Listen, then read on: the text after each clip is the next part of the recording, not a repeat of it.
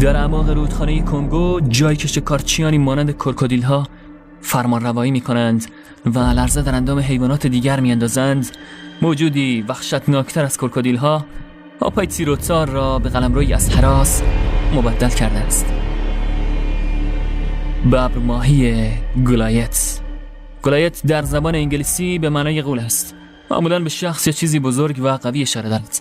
این واژه به داستان معروف داوود نبی و جالوت در کتاب مقدس برمیگردد، جایی که داوود یک جوان کوچک با غولی بزرگ و قوی به نام جالوت می‌جنگد و او را از پای در می‌آورد. برخی از افراد محلی معتقدند که این ماهی توسط روحی شیطانی تسخیر شده است که دوست دارد به معنای واقعی کلمه به هر چیزی که حرکت می‌کند حمله کند. آنها دارای دندان‌هایی هستند که با دندان‌های کوسه‌ها برابری می‌کند. حملات این ماهی‌ها صرفاً برای خوردن نیست، برای زجر کش کردن طعمه‌شان است. ببر ماهی غول‌پیکر یک ماهی آب شیرین و درنده از خانواده تتراهای آفریقایی است که با نام‌های زیادی از قبیل ببر ماهی جالوت، دیو ماهی یا منگا در زبان‌های محلی که به معنی ماهی خطرناک است شناخته می‌شود. به طور متوسط تا 1.5 طول و وزن 50 کیلوگرم می‌رسند. هر یک از دندان‌های آنها نیز می‌تواند تا 2.5 سانتیمتر رشد کند. به گفته جرمی وید، زیستشناس و مجری تلویزیونی، بزرگترین نمونه صید و ثبت شده از این گونه 70 کیلوگرم وزن داشته است. این باور شگفت‌انگیز در مورد این ماهی وجود دارد که آنها دارای دستگاه حسی خاصی به اسم لینه هستند که ارتعاشات آب را به خوبی حس می‌کنند و در مواجهه با هر چیزی که تکان بخورد آنها را به دیوانگی و جنون دچار می‌کند. از جمله افرادی که در حال شستن ظروف و لباس‌های خود در رودخانه هستند یا در حال قدم زدن در حریم رودخانه و یا در حال بازیگوشی با هر گونه اشیاء براقی که به چشم می‌خورد.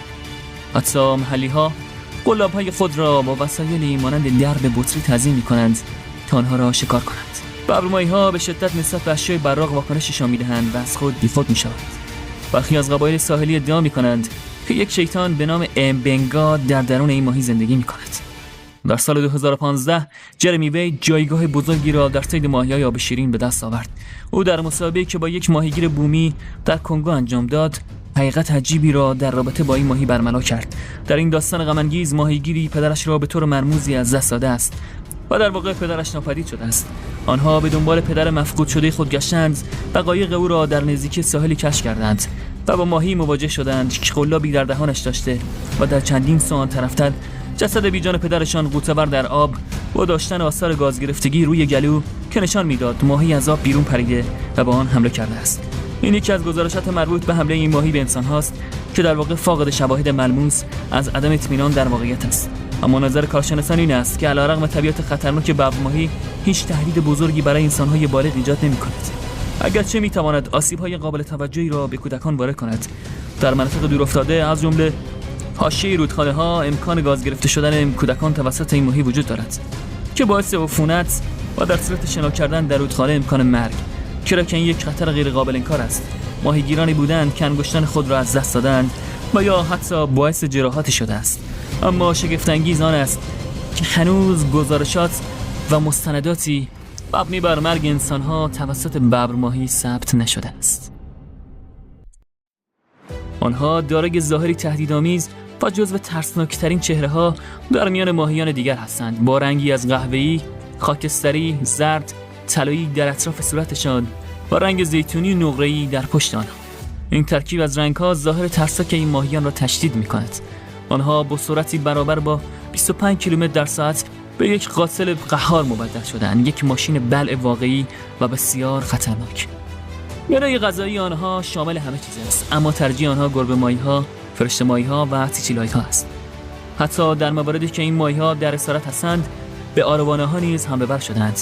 گرفتن سر آروانه‌ها با تکان‌های کم اما نیرومند که شکار را به طرز بی‌رحمانه‌ای به داخل دهانشان می‌برد. در بعضی از کشورها ورود این ماهی ممنوع اعلام شده است، از جمله استرالیا، نیوزلند و برخی از ایالات متحده آمریکا مانند فلوریدا، زیرا نگهداری این موجودات به عنوان حیوان خانگی توصیه نمی‌شود و این امکان وجود دارد که در صورت ورود این ماهی به حیات وحششان تغییراتی در اکوسیستم آن کشور به وجود آید. اگرچه آنها شباهت‌های بیشماری با کروکودیل‌ها دارند، اما در صورت برخوردشان به یکدیگر قطع به یقین مغلوب آرواره‌های کروکودیل‌ها خواهند شد. با این حال هیچ مستندی دال بر رویارویی این دو به ثبت نرسیده است. با اینکه طول عمر این ماهی در طبیعت یک راز باقی مانده است، اما در اسارت طول عمری بین 10 تا 15 سال را نشان می‌دهد. این ماهی‌ها اکثراً به صورت انفرادی زندگی و شکار می‌کنند. صرفاً زمانی به صورت دست جمعی ظاهر می‌شوند که قصد تولید مثل را داشته باشند. ماده‌ها به طور کلی می‌توانند بین 500 تا 1000 تخم بگذارند. اما این تعداد بسته به شرایط محیطی و سن ماهی‌ها می‌تواند متفاوت باشد. تخم‌ها در مکانی امن قرار داده می‌شوند و از آنها محافظت می‌شود. بچه ماهی‌ها سالانه بین 10 الی 15 سانتی متر رشد می‌کنند و به یک دهه نیاز دارند تا به بلوغ کامل برسند. علی‌رغم آمار دقیقی که جمعیت وحشی ببرماهی‌ها را نشان می‌دهد، در فهرست IUCN یا اتحادیه بین‌المللی حفاظت از طبیعت نگرانی از بابت به خطر افتادن این ماهی‌ها در طبیعت نیست. این ماهی‌ها به خاطر داشتن هوش و توانایی‌های بالایشان شناخته شده هستند. آنها تکنیک‌های مختلفی را برای نزدیک شدن به طعمه‌شان به کار می‌برند و نه تنها ماهی‌ها بلکه پرندگان را نیز شکار می‌کنند. آنها مجهز به ابزار دیگری نیز هستند. چشم‌ها بیناییشان 2 برابر قوی‌تر از ماهی‌های پایاره است که می‌توانند از فاصله‌های دور طعمه خود را ببینند و ردشان را پیدا کنند. گفتنی است که ماهی‌های پایره با چشمای بزرگ و گیرنده‌های حساس توانایی دید در شرایط کم‌نور را دارند که باعث می‌شود در آب‌های کدر آمازون به یک شکارچی قهار مبدل شوند. گویی از آب‌های ژوراسیک بازگشتند. رودها و دریاچه‌های مرکز آفریقا همگی زمین بازی ببرماهی گولیات هستند.